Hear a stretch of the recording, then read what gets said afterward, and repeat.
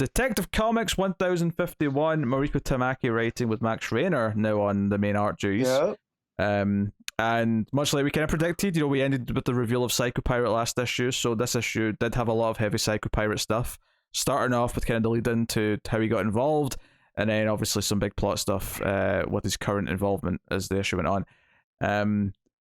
Ultimately, I think what this issue added to the overall story for me, other than just Doctor whatever his face is, like juggling all these plates and like pissing off Penguin, pissing off the gang because because all he's basically trying to do is stall long enough to get this money and run. That's basically what they're doing. So the thing that this issue added though, other than that, was this idea that this ticking time bomb of like all these patients like eventually going nuts and like this big situation that we know we're building to, is the idea that the other thing that's also on a bit of a fuse is Psycho Pirate, because he is single-handedly trying to control all these people, and he's been asked by what's his name? Thank you, Dr. Ware. He's been asked by Dr. Ware to like, you're going to have to like, make Nakano feel better because he's coming by to visit, and he's like, but that's a different emotion, and that's another person on top of the mix. Like I can't keep all the patients in control whilst I'm doing that. Yeah, you can. It's basically when he's describing this web, it's the Charlie and Always Sunny, the murder board, essentially. Yes. That's what you should be picturing. Great. Now Psycho Pirate's Charlie Day in my head. You're welcome. It fits, right? It does. Just an absolute mess of a person. Yeah. So I dug all that stuff. So we have that Ware is selling these drugs out on the street, but they come back as basically salt pills or sugar pills. So did he think he was just going to be able to get away with selling not drugs since he's not using drugs? Well, no, I think he was. Like, I think this is like he was giving them proper shipments before, because they meant like the back characters mentioned that they are out in the streets and there's people hooked on them. And I think they mentioned it's only half of this shipment that are like the sugar pills, right? So is he running out? That's my question though. Is like, if he knows he has a deadline, right, for Nakano to hand over the money, why would he overcomplicate it by sending out bad pills? Maybe he thought he'd have the money by now, and he tried to like cut corners by just like shipping one batch in two and selling it to two different people. I don't know, because both Penguin and the gang both like are cut half short. I would say it's a case of he knew he had this deadline of okay, this is how long it's going to take me to get the money from Nakano, and it's taking slightly longer than expected. So he started trying to, I'll just make the product last a little bit longer. So I'll cut it down by a half and just top it up with some cheap just some sugar pills, and like being like, this will buy me some time. I only need a few more days. That's all I need. Yeah, Joey came across to me in this issue. He came across as Adam Sandler from Uncut Gems to me. Yes, that's exactly what I was just about to compare it to. That's what I was getting from him. The way he was we see him disposing of bodies. Really calm. It's like, hey, no, I'll sort it out. Don't worry about it. No problem. Yeah, because the way he frantically is calling around people, and he's trying to like talk to what's her face, Meridian, and he's like just sort of trying to be calm with her, but when she's like, I'm not going to sign over my report until I've met with Dr. Ocean, which obviously he's stalling because it's that Psycho Pirate and he's not wanting to actually meet him. So he keeps saying "oh shit" every time he hangs up the phone, and it was starting to be really funny in a sort of maniacal kind of way. So yeah, the back characters mentioned that the cave they've sort of like got done up won't be good for too long because there's construction going on, going through the sewers. Just a little point that may be worth mentioning. Probably because they blew up a bunch of the sewers recently. I mean, it makes sense. Yeah. Hard to deny that. So yeah, the big thing in this issue is that when Psycho Pirate goes to help control Nakano and make him like happy with what he's seeing, is that he does lose control. And I really liked, because there's a great page in here right after the page where he's under the desk, where you see sort of like all the TV screens around him with all the different patients and him trying to control them. And there's just like pills and energy drinks on the floor because clearly he's been like trying to keep everything in check. Like he's presumably having to stay awake near constantly to control this. Yeah, absolutely. And And obviously you're thinking, is this it? Is this when it all kicks off? Is it this time? And what's funny is that it feels like it is, because it's getting really severe, and then they just sort of sweep it all under the rug. Like, no, everyone forget, you know. Yep. I think what's really interesting, if you get caught up in the story, because it tells us we're on day 19. Yes. And we know it was day 27, I want to say. Maybe 24. There was something like that, though. Yeah, but it was definitely in the 20s, right? Yeah. I think that's the important part. So we know it's not this moment, but it's still like it goes along with it just enough that you're like, maybe it is. Maybe, you know, you kind of you forget that detail, that you forget to think about it methodically. Yeah, or maybe just this crisis lasts like that long, potentially. Clearly it doesn't. You know, obviously by the end of the issue, yeah, they do kind of sweep it under the rug, but like there are dead bodies. You know, all these serial killers and stuff that are here just start stabbing people and fighting and causing chaos.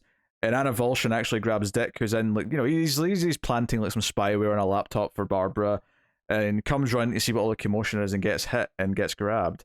But it gives a nice big moment where Huntress sort of goes back into fight mode because she's protecting Chase.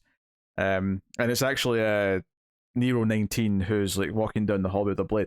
They've done a really great job of this idea of like all these dangerous people immediately just reverting to themselves, and like these hallways are dangerous. And also, that panel of her kicking off to do the punch is just fantastic. Oh yeah, it's great. And I think what I like about it is obviously there's been a lot of like Die Hard comparisons with the setup, at least that we're building up to.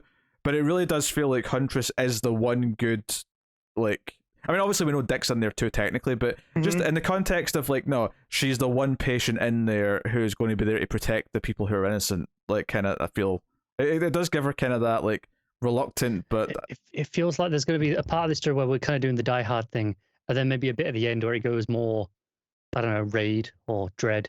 Oh, maybe, yeah. Yeah, kind of like, you know, the backup comes in. This is, you know, storming the tower.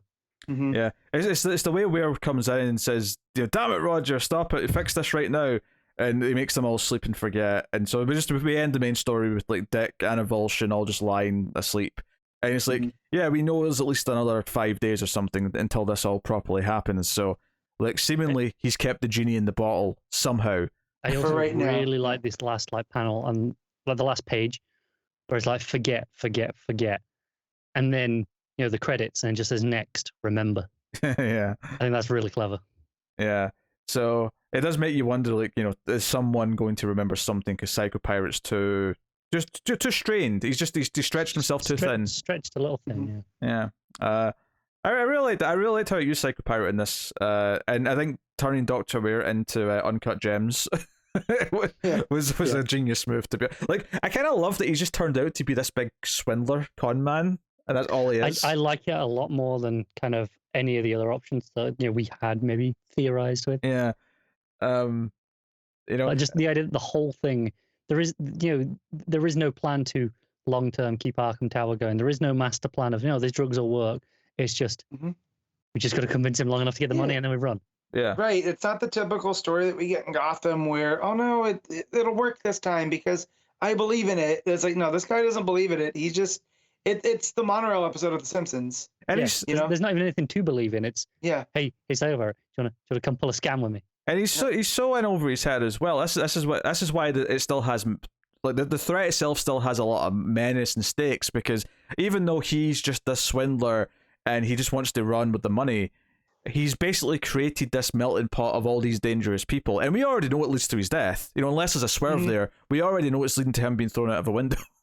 So, like it's the situation he's creating and his greed that's creating this situation, and the situation itself is still super dangerous. It's still, you know, high stakes. So it doesn't rob it of any of that, and it actually gives you this character who is going to get his comeuppance, which is kind of what makes it so satisfying that he is trying to spin all these plates, because we know he's not going to be able to do it. So, but you don't feel sorry for him. Whereas I think in Uncut Gems there is an element of like, wanting him to be better and make the right choice, you know, get over this addiction of gambling and so on. I think that's the difference. Is there he has an actual, you know, a problem, whereas this guy's just like, I got an idea. Let's pull this off. Well, because you get to know Sandler's family and his whole situation. Yeah. And, you know, you're really invested in him, you know, going, you know, pulling this off. Whereas with Where, we're like, oh no, you messed up, man. Yeah. Yeah. So, digging the pacing still. I still think this was paced great for a weekly book. Mm-hmm. I No, think this yeah. one's paced better than the last few, if I'm honest. I think this one had a pretty sizable chunk. I think by dedicating enough of it to the Psycho Pirate stuff, it felt like I got a more significant chapter than in the last couple, for me at least. I never had the problem in the last couple, but I've been digging it through and through. All right. So the backup then, continuing this story of our little Ginger. Mm-hmm. He's actually getting out of Arkham. Clayface is proud of, because Clayface knows him, of course. They encountered each other, but he's been adopted out of Arkham by some shady dude, who it turns out works for the Penguin. The Penguin is gobbling him up. He's going to work at the Iceberg Lounge, and right away you're like, oh, this is another Arkham villain who is in his own way being nice to him and is looking out for him. He gives him a job. He says, you're going to start working, you're going to be in the coat room to start with, you're going to be loyal, here's some money, go and have a nice day since you've been locked up. He's very clear, like, hey, no, you're going to work, but you're not a prisoner. Go and have fun. Yeah, he's like, don't steal from the customers and don't even think of stealing from me, but be loyal. It's very, very reasonable. Like with the caveat that yes, Penguin is a terrible villain, he's not being unreasonable to this kid. No, he's actually being a good businessman. Like, this is a good boss. Yeah. You know what I mean? Like, he's like, just don't take advantage of me. I won't take advantage of you, but don't forget you're here to work. It's like, I expect you to work hard on company time, but other than that, go do your shit. I do love where's the bathroom? He's like, the bucket in the corner. And then you turn the page, he goes, oh, I'm kidding. It's down the hall. Yeah. Like, it's like, go help yourself in the kitchen. They'll whip you something up. Yeah. Yeah, and then the big story beat of the issue is at the end of his day, like out doing stuff. He gets an ice cream, he gets a toy dinosaur. He's just doing kid stuff basically. He's confronted in an alleyway by some thug who demands he pays a toll for going down his street. And luckily, Penguin shows up. Presumably, he's been having him watch to see what he's been doing in his first day to make sure he's not running or something. And Penguin shows up, and this thug immediately starts like blubbering and apologizing because I didn't know he was with you, Penguin. I'm sorry, Mr. Cobblepot. And Penguin makes him kiss the ground and apologize. And he asks the kid, what does he want him to do? And the kid says he wants to let him go. And then Penguin kills him, just splats him in the face with his foot. Curb stomp. Snaps his neck by the look of it. Yeah, but the last panel makes it look like his neck's done a bit of an exorcist twist, you might say. Yeah. And he's like, you don't always get what you want. So this is a valuable lesson to you. Fun? Yeah. Like I say, definitely still a very outright villainous Penguin, but very reasonable to this kid. Yeah, it's kind of making a lot of sense of how, like, okay, this kid is clearly in for a life of crime. He's going to be part of this, but this kid is Gotham. You know what I mean? Like, he's Gotham personified. Whereas it's very much a case of these villains have all seen. Okay, he's kind of been treated shittily. Yeah, he's been thrown in Arkham. He's not going to have any life. He might as well come work for us. Right. It's breeding loyalty, right? It's they get a loyal man at the end of this. Mm-hmm. Yeah, which makes you wonder if this ends with him face to face with Joker at some point, because we're running through the other ones. I mean, I feel like Batman and Joker are the two that he has to confront at some point. By the end of the story, just because we started with them. Mm-hmm. But yeah. And then that kid also from the orphanage, the Elliot kid. Mm-hmm. I'm sure there's going to be more with him here, but he shows back up in the limo. And at first I thought this was going bad places. I did the same thing. Yeah. And then it's just Penguin, and he's going to be one of his street urchins, and it's kind of reminded me of Game of Thrones with Littlefinger, as he picks up his little birds. That's exactly what it's like. Yeah. So the backup still good anyway. Blanco's art still very. I mean, we didn't really talk about much of the art in the main story, which is to say that there was nothing that stuck out as bad. It's actually pretty solid. I think I like it more than some of the restart that we had. That's fair. And not that the restart was bad, but there was, especially the last couple of issues, I felt like it was a bit rushed. I think we mentioned the Huntress fight scene being well done, good sense of motion. I think I liked like a lot of the Psycho Pirate stuff. I mentioned the monitors page, but I also really dug just like all the visuals of him hiding under the desk. This idea that he's been overstressed and he's really strained and he's being really like, roped There's, into all this extra work, and he's really struggling. There's a couple of panels I really like where we're viewing things through a monitor. Like, we're seeing like Psycho Pirate's perspective, and the panel is shaped like the monitor, and it's like clearly a security camera, and it has that kind of that lens effect, that curved effect at the top and bottom. Yeah, the old CRT kind of. Yeah, thing. but it has that in the image, and I thought it was just a really nice touch that completely like told me exactly what this what I was seeing, the way I was viewing it. That's one of those funny things that TVs have moved so far beyond that now TVs are perfect rectangles that don't have any distortion because TVs have just gotten better in that sense. But obviously we still use it to signify TV screens in a comic and stuff like that. We do. I think this one was specifically more like it was one of those very round, wide angle security cameras.